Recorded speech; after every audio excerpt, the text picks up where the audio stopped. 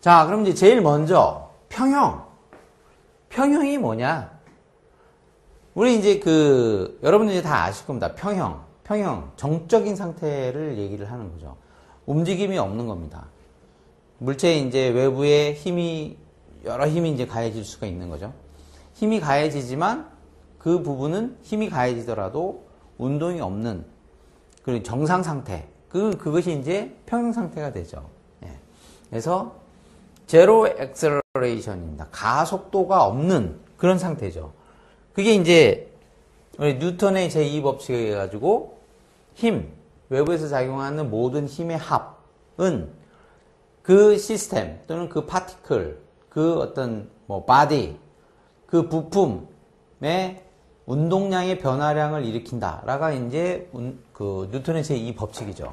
네, 그래서 힘의 합은 운동량의 시간에 대한 변화량을 일으킨다. 이게 이제 뉴턴의 제2법칙이죠. 요것일 때 이제 질량이 콘스탄트하다 그러면 질량 곱하기 이렇게 되는 거죠. 우리 이제 속도가 시간에 대한 변화량, 요것을 우린 가속도라고 이렇게 얘기를 합니다. 예. 그래서 흔히 얘기하듯이 이제 F는 equal ma 이렇게 얘기를 하죠. 예. 그랬을 때 요것은 이제 운동에 대한 거죠. 그러면 가속도가 A라는 가속도를 가지고 어떤 부품이나 시스템이 운동을 하는 겁니다. 예. 그 이제 동력학이라는 학문 쪽에서 그런 과목에서 이제 많이 이제 다뤘었던 거죠. 우리 이제 기계 설계를 하는 데 있어 가지고는 이런 동적인 것도 이제 다루긴 하지만 이 평형이다라는 얘기는 모션이 없는 경우입니다. 이제 가속도가 없는 이런 정적인 상태를 얘기를 하는 겁니다. 또는 속도가 일정하게 움직이는 경우, 그런 경우는 이제 가속도가 없죠. 아까 앞에서도 말씀드렸지만 힘의 합은 운동량의 시간에 대한 변화량입니다. 예. 이때 질량은 일정하다라고 놨던 거고, 그러면 속도에 대한 시간의 변화량, 이게 0이라는 얘기죠. 이게 0. 네, 이게 0이라는 얘기입니다. 그럼 전체적으로 이게 0이 되는 거죠. 그래서 속도가 있습니다. 속도가 있지만 속도가 시간에 대한 변화량이 없다. 예, 그러니까 일정한 속도로 이제 운동하는 어떤 시스템, 이런 것들을 평형 상태다라고 얘기를 하는 거죠.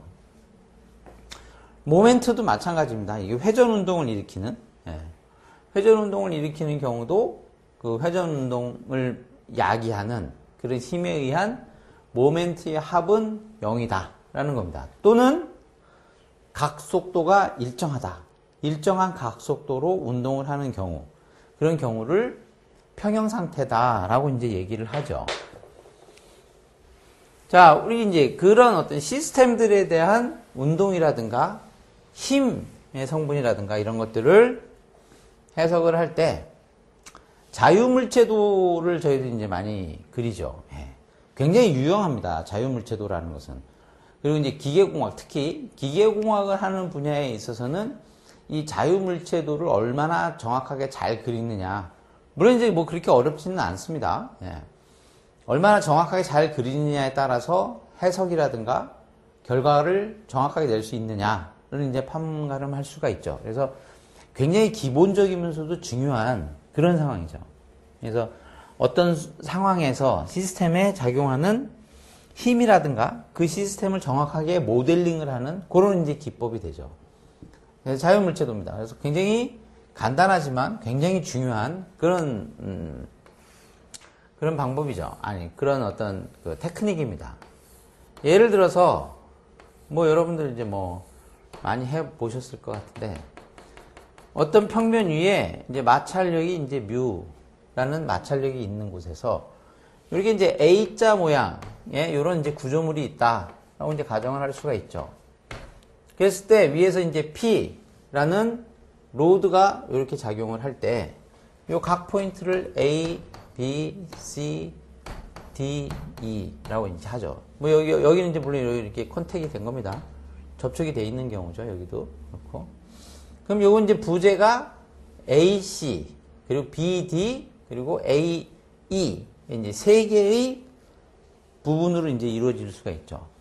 그럼 자유물체도는 예를 들어서 이제 A하고 C, 요 이제 B 이렇게 돼 있다. 그럼 각 부품 나누어서 자유물체도를 그릴 수가 있죠. 예. B 여기 D 이런 물체가 되겠고, 또 하나는 여기가 A 그리고 여기가 D 여기가 E 인 이런 이제 그 세 개의 부품으로 구성된 이런 시스템에 대한 자유물체도를 그릴 수가 있습니다. 네. 자, 우선 이 A점에 P라는 로드가 이렇게 작용을 한다. 이렇게 볼 수가 있는 거죠. 네. 그러면 요 AC라는 요 물체는 여기에서 나타냈듯이 이 정적 평형 상태를 유지하도록 프리바디 다이어그램을 그리는 겁니다. 자유물체도를. 그러면 자, 이 P 요 점에 이제 P라는 하중이 이제 작용을 하는 거죠. 그러면 B하고 C 지점에도 이제 분명히 힘이 작용을 할 겁니다. 반대 방향으로. 그러면은 요 C 지점에서는 이 지면의 수직한 방향으로 반력이 작용을 하겠죠. 이걸 뭐라고 할까요?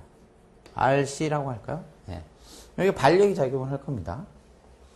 그리고 여기서 이렇게 누르면 이렇게 벌어지려고 하겠죠. 예. 벌어지려고 하는 힘에 반대 방향으로 마찰력이 작용을 할 겁니다. 이 마찰이 있기 때문에.